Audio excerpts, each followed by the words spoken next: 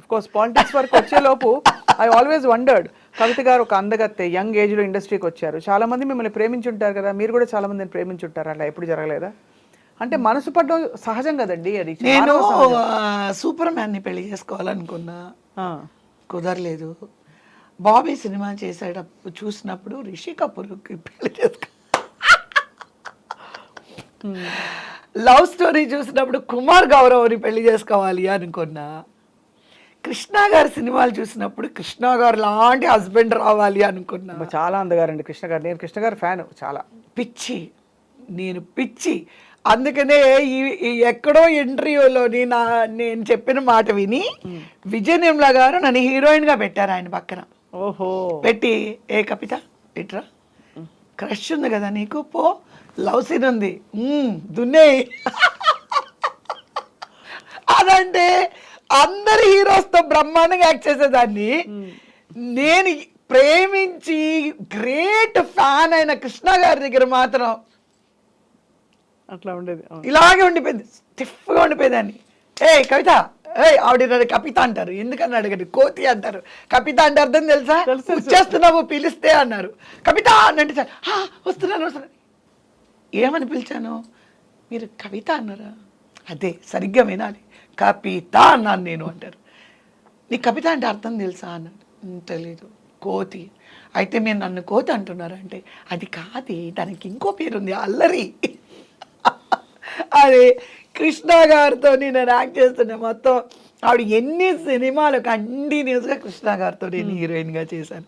ఎప్పుడు అయింది 5 నిమిషాలు కూడా నిలబడి నేను ఎప్పుడు మాట్లాడలేదు. మేబీ అది గౌరవం అనుకోవచ్చు. ఆయనకు అంత పిచ్చుందని ఆవిడ చెప్పారుగా, ఆవిడ నా ముందే చెప్తున్నారు, మీరంటే పిచ్చి, ప్రాణం, మీ ఫ్యాను, మీ అభిమాని. ఆయన ఊరికి అవునా అవునా అనేవారు, అంతే అంతే కదా. ఆయన మితభాషి, ఆయన చాలా మితభాషి కాబట్టి వండర్ఫుల్ హ్యూమన్ బీయింగ్, ఎక్సలెంట్. కానీ మిగతా హీరోలు అందరూ కూడా మంచిగా డీసెంట్గా డిగ్నిఫైడ్గా ప్రవర్తించేవారా? మీరంటే భయపడేవారా? మీరంతా కలిసిపోతారు, లేకపోతే మన ఇంటి అమ్మాయి అని కలుపుకుపోయేవారా? ఏమో మరి, నేను యాక్ట్ చేసిన నా హీరోస్ నాకు దగ్గర దగ్గర అన్ని టాప్ హీరోస్ అందరితో చేశాను, ఇంక్లూడింగ్ సుధాకర్ కానీ, ఈశ్వర్రావు గారు కానీ, నరసింహరాజు గారు కానీ. I can't remember even. మీకెందుకు ఎప్పుడు గరిటకాడ పెట్టి జడేసేవారు గట్టిగా? గట్టి గరిటకాడ అంటారు, గరిటకాడ లాంటి జడ అంటే టైట్గా జడ వేశారు మీ క్యారెక్టర్స్కి. కొన్ని క్యారెక్టర్స్ నాకు ఇంకా గుర్తు, టీవీలో వచ్చే సినిమాలు చూసి అనుకునే, నేను ఎక్కువ విలేజ్ క్యారెక్టర్స్ ఎక్కువ టైట్గా జడేసేవారు. ఇప్పుడు చూడండి వదులుగా వేసుకున్నారు, ఎంత మామూలుగా టైట్గా. అది మీ డెసిషనా లేకపోతే కాస్ట్యూమ్లో? లేదండి, డైరెక్టర్. మీ అమ్మాయిని అవుతుంది. Directors getups. ఇప్పుడు ప్రెసిడెంట్ పేరమ్మ చేశాను, ప్రెసిడెంట్ పేరంలో తలకి నూనె రాసి ఇంత అందరూ అనుకున్నారు నేను సవరం పెట్టుకున్నాను అనుకున్నారు. Original hair, but that my original hair. నా ఒరిజినల్ హెయిర్ ఈ మోకాళ్ళు దాటి ఇక్కడ వరకు ఉంటుంది. ఒక్కొక్క జడ ఇంత ఉంటుంది, నేను 2 కలిపి 2 జడలు వేసుకుంటే ఇంత ఉంటుంది.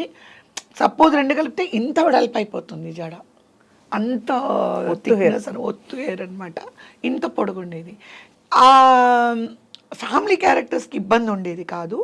మోడ్రన్ వచ్చేటప్పటికి మా హెయిర్ డ్రెస్సర్స్ రోజు అది కట్ పండుగని చొల్లి, అదే చెప్తున్నా, అది చుట్టండి అని మా అమ్మ చెప్తే, మేము చేయలేము, ఇంతవరకు కట్ చేయమా, ఇంతవరకు కట్ చేయమా, పోనీ ఇంతవరకైనా కట్ చేయమా అంటే ఇంకా నేను ఏడుపు, నాకు సినిమాలే వద్దు, నేను ఈ విగ్గులు నేను పెట్టుకోను, నా జుట్టు కట్ చేయొద్దు, ఏ మోడర్న్ డ్రెస్ వేసుకుంటే జుట్టు ఇంత పొడుగు ఉండకూడదు, గొడవ పెడితే నాకు దండం పెట్టి మా హెయిర్ డ్రెస్సర్లు నీగ్రోస్ లాగా ఇంతంత జళ్ళు వేసి వాటిని మొత్తం లోపల పెట్టి పిన్నులు పెట్టి నెట్ వేసి దానిపైన ఇంతంత విగ్గులు పెట్టేవారు. కానీ మీరు అబ్జర్వ్ చేయండి సార్, ఎప్పుడైనా ఆ విగ్గులు కూడా ఇంత ఎత్తు ఉంటాయి, ఎందుకంటే లోపల అంత జుట్టు.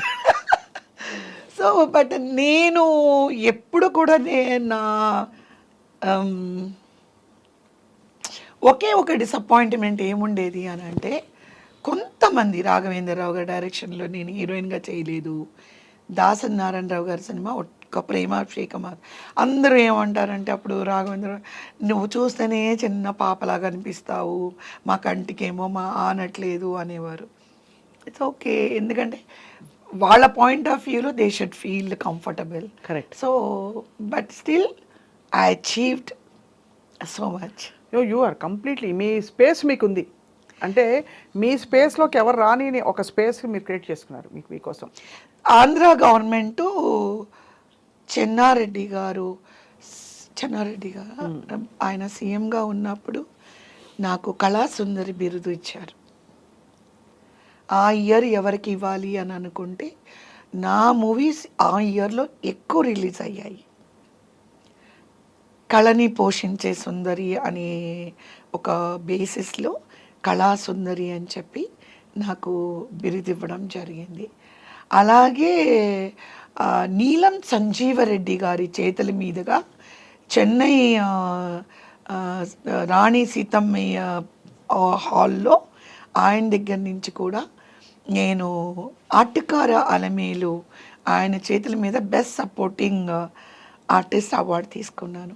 అప్పుడు నాకు నీలం సంజీవరెడ్డి గారు రాష్ట్రపతి అలా అంటే నాకు తెలీదు. I'm so innocent. So this లంగా ఓణి వేసుకున్నాను ఆ రోజు. లంగా ఓణి అంటే నాకు 14 years ఉంటాయి. లంగా ఓణి వేసుకొని పెద్ద జడ ఇలాగే మల్లెపూలు పెట్టుకొని వెళ్తే ఆయన ఒక మాట అన్నారు, తెలుగు అమ్మాయిగా ఉండి తమిళంలోని బెస్ట్ సపోర్టింగ్ ఆర్టిస్ట్గా అవార్డు తీసుకోవడం నాకు చాలా ఆనందంగా ఉంది. ఐ బ్లెస్ కవిత అని చెప్పారు. అమేజింగ్. అప్పుడు సుమలత గారు వాళ్ళ మదరు నా పక్కనే ఉండి మేము వచ్చి అవార్డు తీసుకొని వచ్చి కూర్చున్న తర్వాత సుమలత గారు నన్ను అడిగారు, వాళ్ళ అమ్మగారు తను అడిగారు, మీకు ఆయన ముందే తెలుసు అంటే ఆయన ఎవరో నాకు తెలియదండి అన్నారు. ఆయన ఇంతమంది అవార్డీస్లో ఆయన నా పేరు మాట్లాడారు అని చెప్పి. బట్ ఆ టైంలో నాకు అది తెలీదు. ఈరోజు రాష్ట్రపతి నా గురించి మాట్లాడితే then I will be hitting the sky.